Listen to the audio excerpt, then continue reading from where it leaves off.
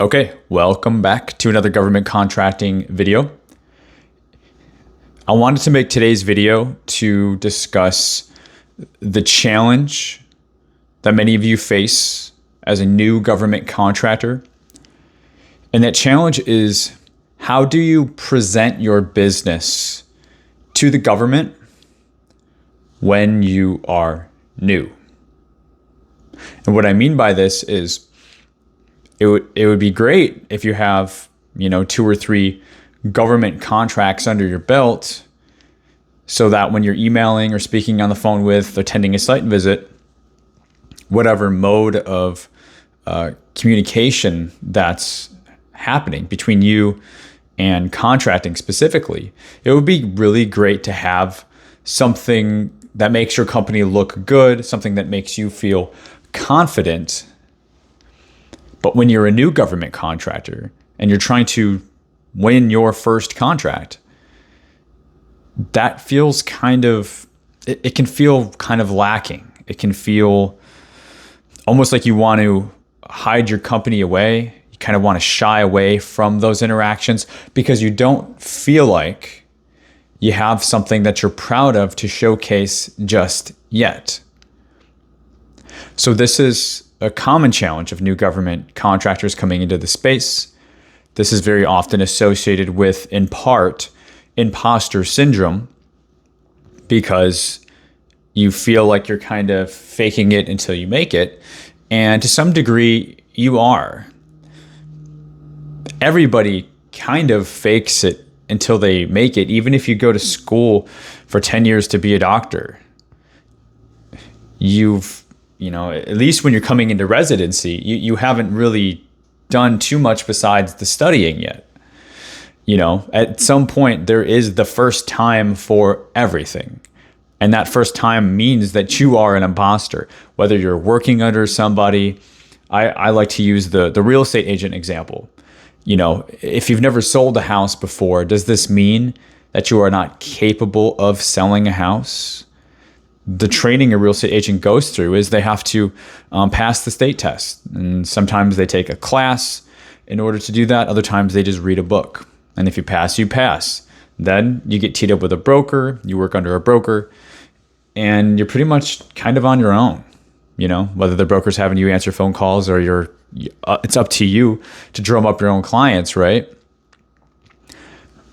So a real estate agent starting out is also an imposter. So I think I've done a fairly decent job of driving home the point here as to why this is problematic. It can also be problematic when you are creating a website or your capability statement. What projects do I put on this thing? How do I put my best foot forward so that I don't look like I'm super green? I don't look like I'm a noob to the government, even though I am. Okay, so this is a real problem. And I get questions around this particular topic all of the time. And so it's fair. It's a very fair point, in my opinion.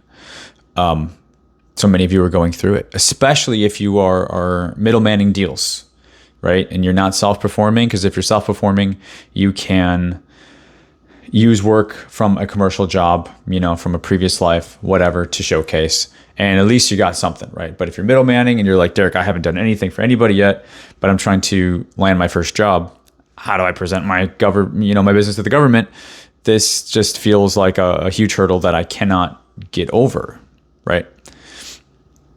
Some will say that you can overcome this by being a subcontractor first. That's true. You can be a subcontractor first. I think it's a good route if eventually you're wanting to self-perform, because then you can learn how to do the work. And then when you go after prime work, on sam.gov, then if you do win, you can self-perform that, or at least a portion of it, and sub out the rest or whatever, depending, of course. So being a subcontractor is one way to build that, but it's never one that I've been a huge proponent of, because if you want to self-perform, just self-perform. If you want to build teams, build teams. Start out doing what you want to do. You don't have to wait 2 years. You don't have to delay the model that you're trying to get to, because after 2 years, you're going to end up making that pivot anyways.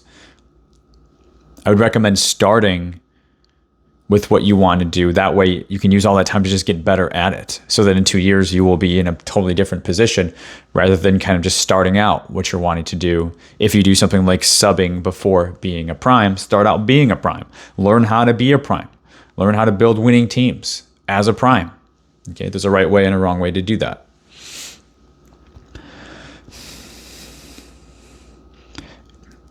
Especially if you are middlemanning. One of the main ways you do want to present your business to the government is through the teaming frame. I use both my hands here. This is a frame, right? Through the teaming framework, contracting is familiar with the concept of teaming. Teaming occurs when you work with another company to put together a proposal response, and basically you are letting contracting know that if you are awarded, you plan to work together. So during the proposal stage, it's called teaming. Once you are awarded the contract, you go from a teaming agreement to a subcontracting agreement. But that only comes into place if you win the contract, and then you put something formal in place. Teaming agreement is essentially an intent to work with the company. Subcontract agreement is saying we're doing it, and here is the contract. Okay, so it's basically it's the same thing, but it's a graduation to a more of a formality of this could happen to this is happening. So when you are presenting your business to the government and you are not self-performing, you're putting teams together, or your winning team together specifically, presenting yourself through the teaming framework is one really straightforward way to overcome this challenge, because you are working with a team member who does have direct experience in this. And then you are able to leverage that experience in your proposals, in your conversations, at the site visit, all these things that we were worried about at the beginning of this video. Now we are a bit more empowered. Now we're not talking about doing any sort of like formal JVs, formal joint ventures. That's actually setting up an entirely new entity, especially if you're going to go through an SBA JV, okay? They're usually good for 2 years or 3 contracts, and then you have to form a new JV. We're talking about teaming into subcontracting, where there is not that formality other than, you get them to sign an NDA. If you like their numbers, they quote the job for you, they can help you with the proposal, you enter into a teaming agreement.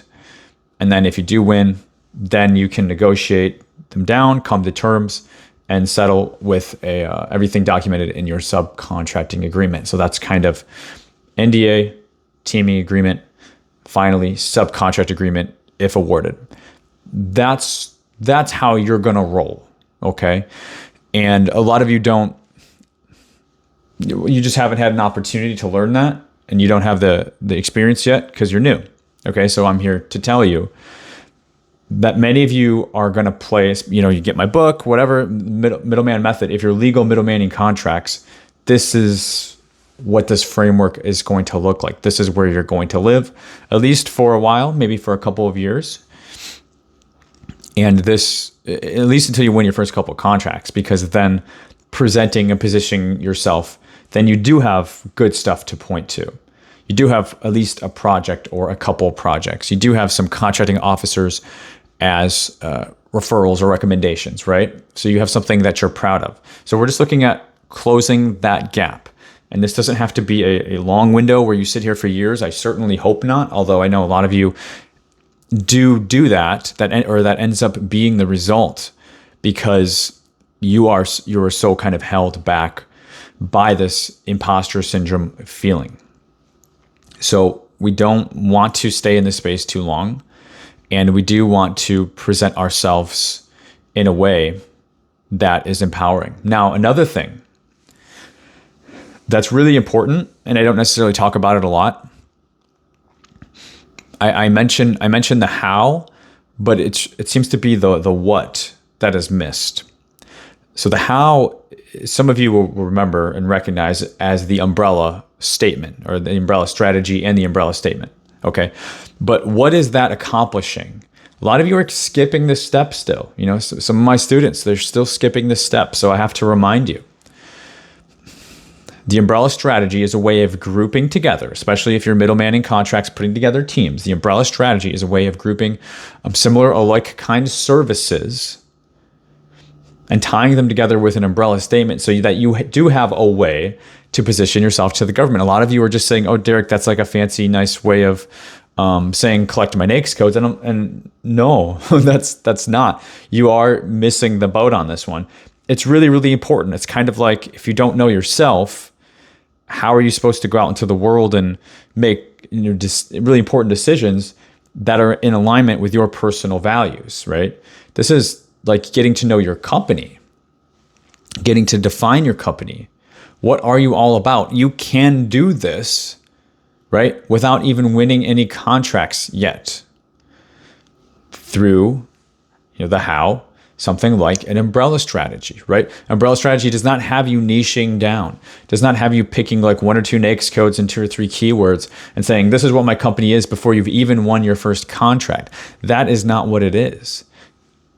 We think of this as columns on the Parthenon or spokes on the wheel or the arms inside of the umbrella, right? We want to be strong. We want to be diversified, but we don't want to be so wide that we stand for nothing. Because that's just as bad as being so narrow that we have one column on the Parthenon. It's going to fall over, right? And I famously kind of use the example of notary services. If you're building your government contracting business 100% off of notary services, you're going to starve because there's just not enough federal government notary services contracts to bid on year round to allow you to hit the kind of numbers that you need to hit to start winning contracts. I mean, you have to respond to 10 to 20 to win your first one or your first few contracts. It's 10 to 20 quality proposals submitted to the government. If you're seeing like 4 or 5 notary services throughout the whole year, the numbers don't work, right? So using something like the umbrella strategy where you have administrative services, maybe you have medical support, staffing, maybe you're doing executive assistants, PMs, program managers, engineers, like you name it. Like these things can be tied together through an umbrella statement of something like professional services company or something more specific, base operations. There's a number of these examples that I provide in other videos and as part of the umbrella strategy that some of you should know that you're skipping over.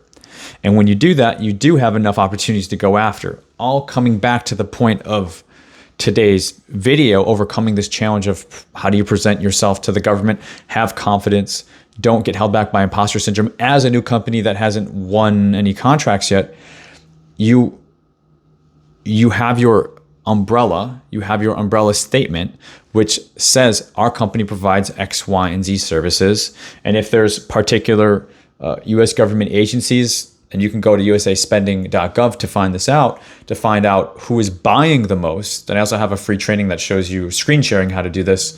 I'll link up below. Go to usaspending.gov, find who's buying the most of these NAICS codes under these different umbrella spokes, if you will. And then that can also be crafted as part of your umbrella statement too. X, Y, Z services for these particular agencies or these specific agencies, because that's a huge part of their mission. Now you have an identity. You don't have to have won any contracts to get that far. But then when the meeting, the capability briefing, the site visit, the phone call, the email comes up, and when you go to put together your capability statement and your website, at some point, you have enough. You have something that you can be proud of. You are using this teaming framework as we already talked about, right? And now you have your what's going to be your core service offering, which you're going to start throwing spaghetti at the wall, because at some point everything starts out messy. This is not a process of where you get all your ducks in a row first. You pick your perfect NAICS code, you get your perfect couple keywords. This is what industry tells you to do, and I passionately am the black sheep about this, that especially for new government contractors, that is not how it ever starts. It doesn't even start that way in the commercial space. In the commercial space, you have a construction company that starts out, they do roofs, they do sidewalks, they do concrete. Maybe they do some side like HVAC stuff, like maybe a little bit electrical. Well, guess what happens? They start getting roofing jobs, roofing. And they get a few of these other jobs, a few HVAC jobs, put up some fences, maybe at the same house they're doing a roofing job. But eventually, roofing, they're like, you know what? We need to maintain a steady crew, and I've got some good roofers and I don't want to lay them off. So we're going to start going after more roofing work. Eventually, this becomes a company over time that specializes in roofing because it makes good business sense. Same with government contracting. It is business. The construction company doesn't start out very specifically, at least a lot of them don't. Some do. But they have other means as almost strong guarantees of their success, right? Whether they're a branch of a family-owned business or they know that they have one large customer and that's going to be able to feed them for a while and they have time to pick up other customers in the meantime, like whatever. But for a company that doesn't have any advantages and they're just starting out and they don't know where their money is going to come from to keep the lights on, they're going to typically offer a few things. And then when something sticks and something hits, they're going to go to the other customers to say, you know what, we did this project, we did a really great job, and we can do the same for you too. So then they start to direct their marketing efforts. They start to direct their bid and proposal efforts to that type of work. And lo and behold, they start building more of that type of past performance of those particular type of projects. And they become more niche, again, over time.